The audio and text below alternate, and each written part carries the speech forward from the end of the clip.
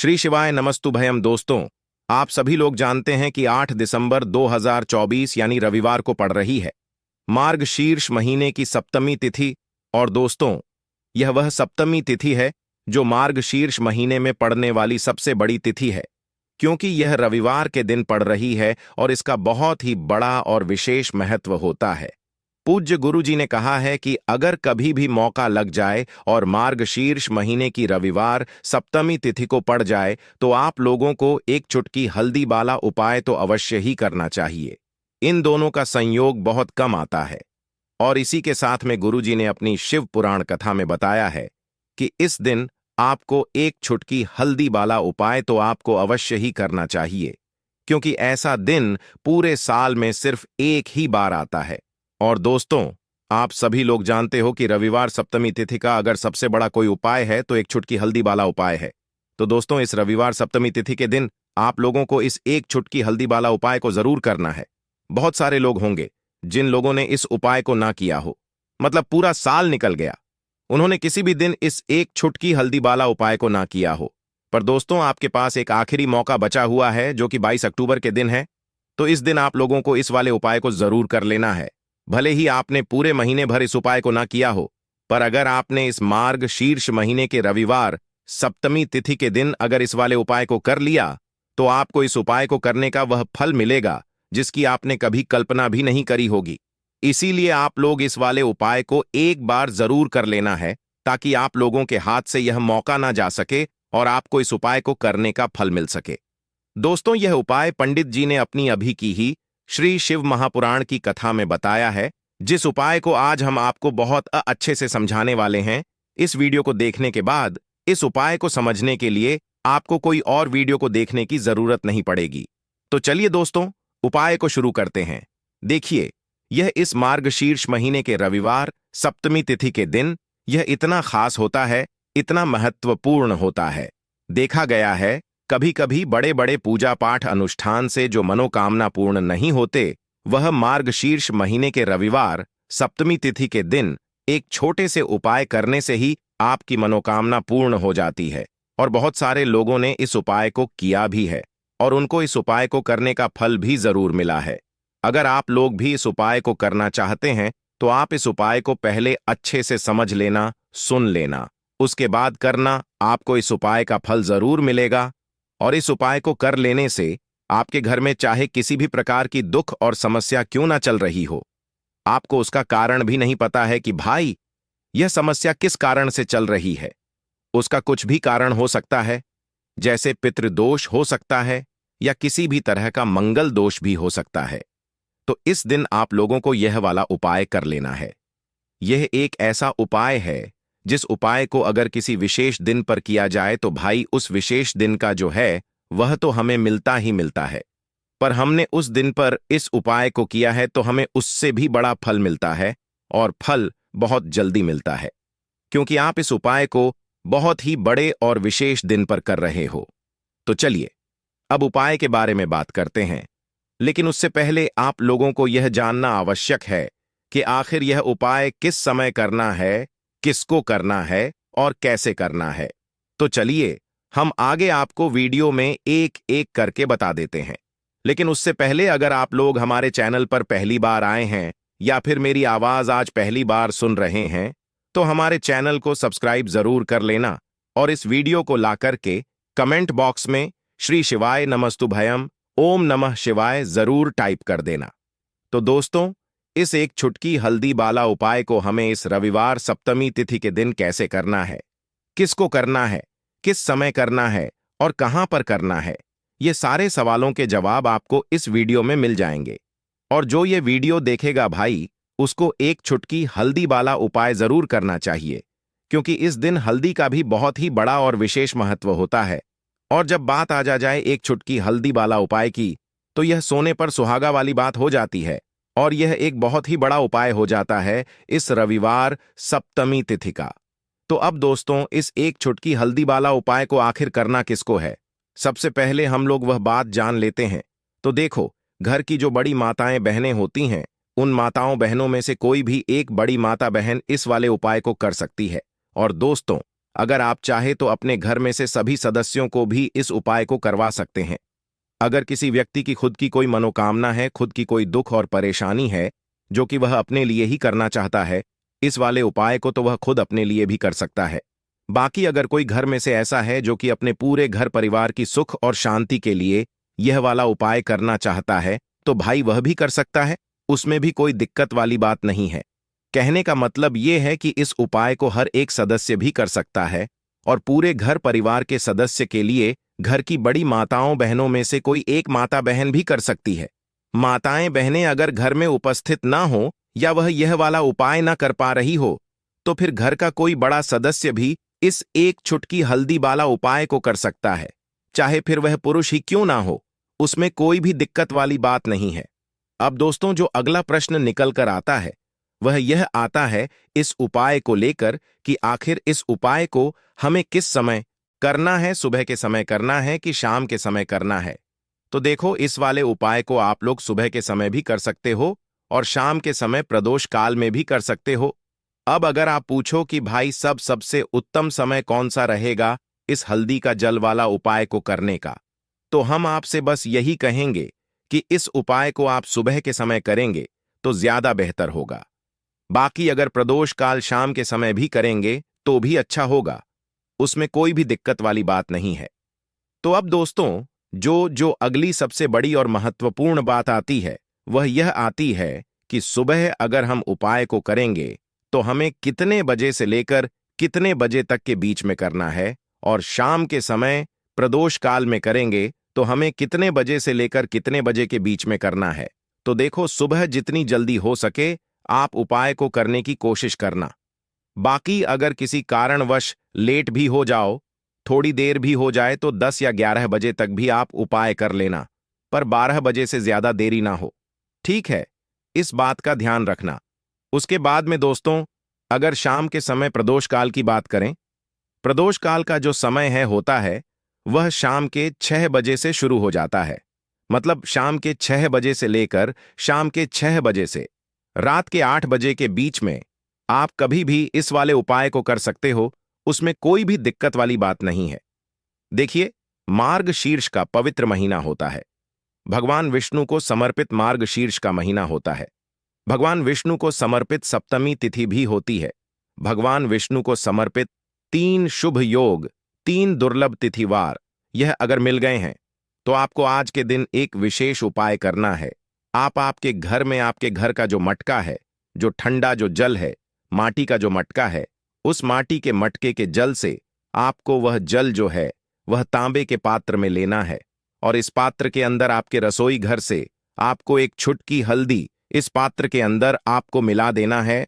हल्दी शुद्ध होनी चाहिए, हल्दी पवित्र होनी चाहिए। ध्यान रखना, हल्दी में कोई अन्य मसाले मिले हुए नहीं होने चाहिए। पीसी हुई हल्दी आपको इसके अंदर डालना है, और इस हल्दी मिश्रित जल से आज इस मार्ग शीर्ष की सप्तमी पर रविवार के दिन पर आपके घर के आसपास जो भी केले का वृक्ष हो, केले के वृक्ष के वहां पर जाना है, और आज के दिन आपको पूर्व मुखी होकर के केले के वृक्ष को प्रणाम करना है। सप्तमी का दिन है, भाग्य का उदय करने के लिए होता है।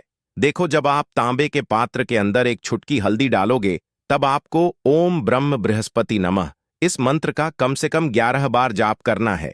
और जब आप केले के वृक्ष के वहां पर जाओगे और केले के वृक्ष को प्रणाम करोगे, सप्तमी का दिन केले के वृक्ष को अगर आप निहारते हैं तो आज के दिन आप साक्षात भगवान विष्णु को निहारते हैं। केले का देव वृक्ष बहुत ही पवित्र, बहुत ही पॉजिटिव एनर्जी, जो कि आपके भाग्य, जो आपका रूठा हुआ भाग्य है, उसे चमकाने में सहायक होता है।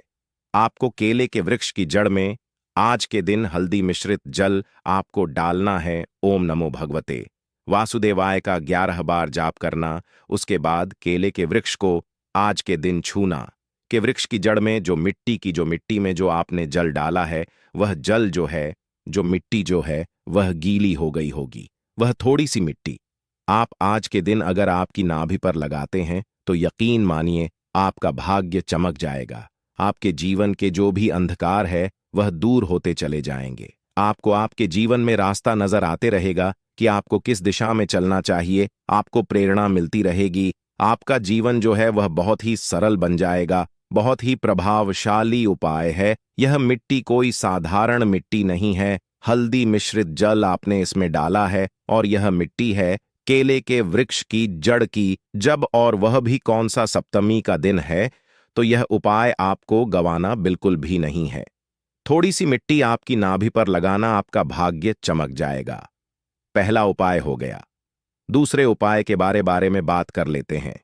कहते हैं कि मार्गशीर्ष महीने की सप्तमी तिथि पर ही यह उपाय किया जाता है और पूरे साल भर आप कभी भी नहीं कर सकते। यह उपाय केवल कल के दिन, कल का दिन बेहद खास है। कल के दिन यह उपाय आपको कर लेना चाहिए। पीपल का एक पत्ता लेकर के आना। पीपल का पत्ता कड़क नहीं होना चाहिए। पीपल का पत्ता नरम होना चाहिए। बिल्कुल कोमल पत्ता लेना है। पूज्य गुरुदेव ने स्पष्ट रूप से यह उपाय बताया था। तब स्पष्ट रूप से बोला था, कोमल पत्ता यानी कि बिल्कुल मुला सा पत्ता आपको लेना है। साथ में आपको लेना है पीला चंदन। पीला चंदन अगर आपके पास हो तो आप ले लीजिए, नहीं तो बाजार से लेकर के आइए। पीला चंदन हो तो घीस करके उसका पेस्ट के रूप में आपको तैयार कर लेना है। पीपल के पत्ते के ऊपर पीला चंदन आपको रखना है और आपके जीवन में जो भी आप इच्छा व्यक्त करेंगे, महादेव से वह इच्छा आपकी परिपूर्ण होगी। आपके रोग जो है वह दूर हो जाएंगे। पीपल के पत्ते के ऊपर देखो, चिकना वाला जो साइड है ना, वहां पर उसके ऊपर आपको पीला चंदन रखना है। भगवान शिव के मंदिर में जाना है और साथ में आपको तांबे के पात्र के अंदर जल लेना है। और कोई भी अगर रुद्राक्ष आपके पास हो, कोई सा भी रुद्राक्ष, कोई से भी मुख का रुद्राक्ष हो, वह आपको लेना है। साथ में एक कटोरी लेकर के जाना। खाली कटोरी देखना कैसे करना है। बहुत सुंदर सा उपाय है। उपाय कल के दिन आपको करना है। क्या करोगे? भगवान शिव के मंदिर में जाओगे। सुबह से लेकर के शाम तक कोई समय की पाबंदी नहीं है। जब आपकी इच्छा हो तब आप जाइए। हो सके तो भगवान शिव का, जैसे कि 9 बजे सुबह, प्रातः 10 बजे, जब सब भगवान के ऊपर जल अर्पित करते थे, उसके बाद अगर जाओगे तो अति उत्तम है। अति उत्तम जब बिल्कुल शांत हो जाएगा, वातावरण जब मंदिर में कोई नहीं आ जाता, उस समय अगर आप यह उपाय करोगे, तब यह उपाय बहुत ही लाभकारी होता है। क्या करोगे? आप रुद्राक्ष और जो जल है, तांबे के पात्र के अंदर जल है, उसके अंदर रुद्राक्ष डाल करके रुद्राक्ष को निकाल लेना। ठीक है, जो खाली पात्र लेकर के हो वो जलाधारी के कोने पर रख देना। श्री शिवाय नमस्तुभ्यम का जाप करते हुए तांबे का पात्र जो है, जिसमें जो जल है, जो रुद्राक्ष मिश्रित जल है, उस जल से आपको भगवान शिव के शिवलिंग का अभिषेक करना है। जैसे ही जल जो है भगवान शिव के शिवलिंग से बहता हुआ, जलाधारी के वहां से आता हुआ, वो आपको जल जो है उस जल को झेल लेना है ज्यादा जल को झेलना, क्योंकि यह जल आपको लगातार 22 दिनों तक पीना है। जल को पीना है। समझ में आई बात? ये जो जल है आप साइड में रख लीजिए। अब आपके पास है पीपल के पत्ते के ऊपर पीला चंदन, त्रिपुंड की जो 3 उंगलियां रहती हैं, सीधे हाथ की जो 3 उंगलियां रहती है, त्रिपुंड वाली उंगलियां, वो त्रिपुंड वाली उंगलियां जो है पीपल के पत्ते के ऊपर जो पीला चंदन है उस पर स्पर्श करवाना है। और इन तीनों उंगली को कटी भाग, भगवान शिव और माता पार्वती जिससे जुड़े हुए रहते हैं उसे कटी भाग कहते हैं, कटी भाग के वहां पर स्पर्श करवाना है। फिर उसके बाद आपको माता अशोक सुंदरी वाला जो स्थान है वहां पर स्पर्श करवाना है। आगे आपको बात समझ में। अब आप क्या करोगे? ध्यान रखना। कटी भाग पर टच करवाया, फिर माता अशोक सुंदरी वाले स्थान पर टच करवाया। अब जो पीला चंदन है उस पीले चंदन को वापस से निकालना है। कटी भाग वाला भी पीला चंदन निकालो और उसके बाद माता अशोक सुंदरी वाले स्थान पर जो पीला चंदन है उसे वापस से निकालोगे। उसके बाद जो पीपल के पत्ते के ऊपर जो पीला चंदन है उसी के अंदर यह आपको वापस से मिला देना है। जितना भी निकल जाए, ऐसा नहीं है कि पूरा ही निकालना है। 70 पर में निकल जाए, 80 पर भी निकल जाए, जितना पीला चंद आप वापस से निकाल करके लेकर के आओगे अति उत्तम रहेगा। आपको क्या करना है? पीले चंदन के ऊपर जो पीपल का पत्ता है उसी के ऊपर आपको यह रख देना है। अब यहां पर एक चीज समझना, ये जो जल आपने झेला है और यह पीपल के पत्ते के ऊपर यह जो चंदन है, ये दोनों घर पर लेकर के आना। आप भगवान शिव से आग्रह करना कि ये जो मेरी बीमारी है ये दूर हो जाए, मेरी जो मनोकामना है ये परिपूर्ण हो जाए। ऐसी कामना करते हुए घर पर आ जाना। अब उसी दिन से आप क्या करोगे? जिस भी व्यक्ति को नेत्र संबंधित कोई परेशानी हो, जिस भी व्यक्ति को कंठ संबंधित कोई परेशानी हो, जिस भी व्यक्ति को कोई भी परेशानी हो, उस व्यक्ति को तिलक करना है पीले चंदन का लगातार 22 दिनों तक। पीले चंदन का तिलक करना है। साथ ही साथ वह जो जल आप झेल करके लाए हो, न थोड़ा थोड़ा जल 22 दिनों तक एक एक चम्मच भी पियोगे तो 22 दिनों तक लगातार उस व्यक्ति को इस जल का सेवन करना है। उस व्यक्ति की जो भी बीमारी होगी निश्चित तौर पर वह बीमारी दूर होना शुरू हो जाएगी। नेत्र संबंधित कोई परेशानी है तो नेत्र में भी आप पीला चंदन हल्का सा टच कराना है। बस बस बस यह उपाय करना। यह उपाय केवल और केवल कल के दिन ही किया जाएगा, नहीं तो आप जब यह उपाय करना चाहो तो फिर अगले साल ही यह उपाय होता है। तो विशेष ध्यान रखना, कल का दिन गंवाना नहीं है। हो सके तो कल के दिन यह सुंदर सा प्यारा सा उपाय आप जरूर करना। यह हो गया दूसरा उपाय। अब इस वीडियो में हम आखिरी उपाय के बारे में बात करेंगे, जो कि है तीसरा महा उपाय। द्विजेश महादेव का उपाय बहुत प्यारा सा उपाय है।